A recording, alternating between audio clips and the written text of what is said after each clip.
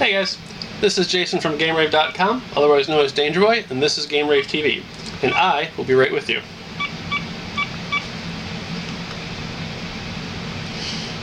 Oh, this one doesn't work either.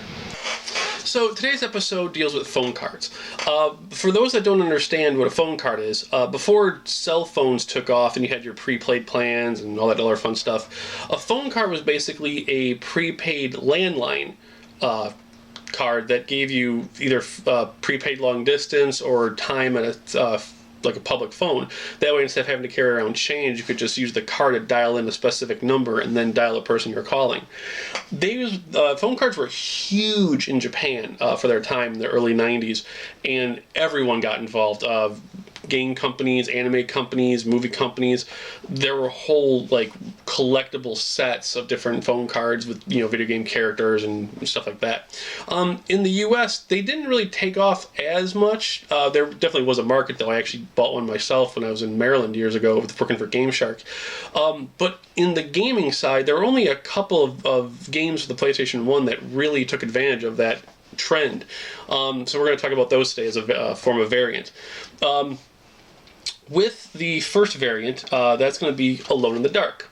Now, Alone in the Dark is actually a double variant across two systems. Both the Saturn and the PlayStation version have a phone card variant, and with the PlayStation, there's actually a long box and a jewel case version.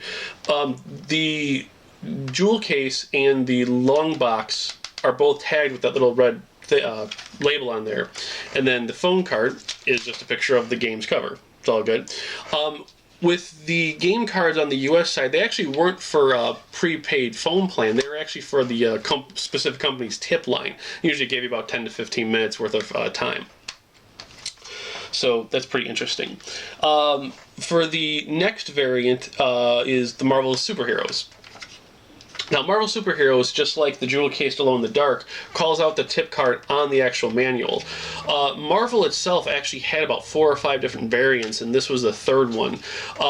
What makes Marvel's variant specific and interesting to watch out for is that their phone card actually came attached to a piece of cardboard.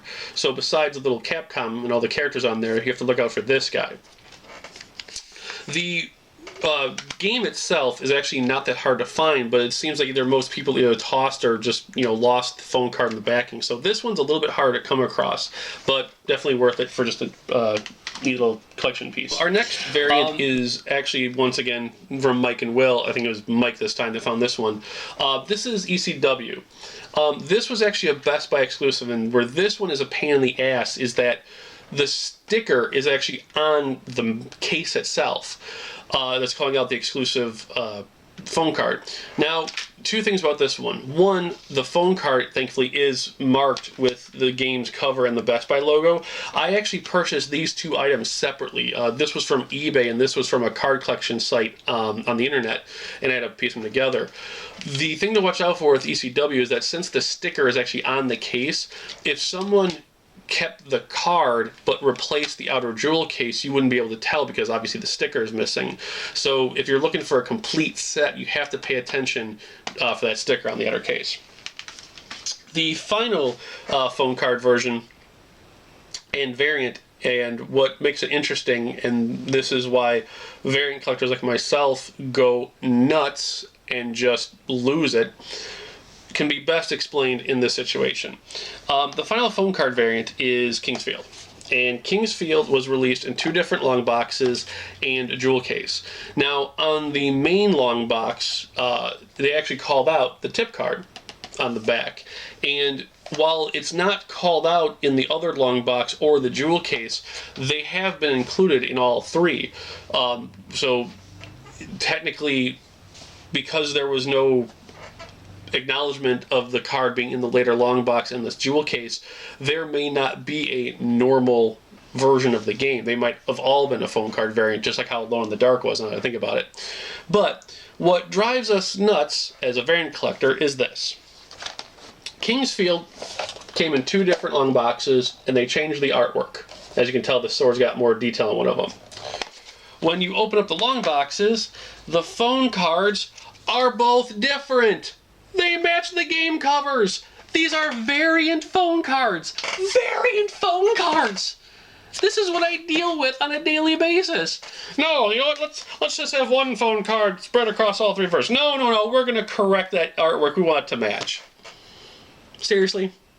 Demo variants were enough? Now we got phone cards? First world problems. That's about it all I have for this week. Like I said, basically the hardest ones to find for the phone card variants would probably be Capcom's with the backing and the card, and then probably ECW. Within the last 2 months of research, we've only seen about 3 versions pop up on eBay, and of those 3, only 1 had the card. Like I said, I had to piece that one together. Other than that, any questions, concerns, comment below, Twitter, email me, chat, it's all good. Take care, you guys. See you later.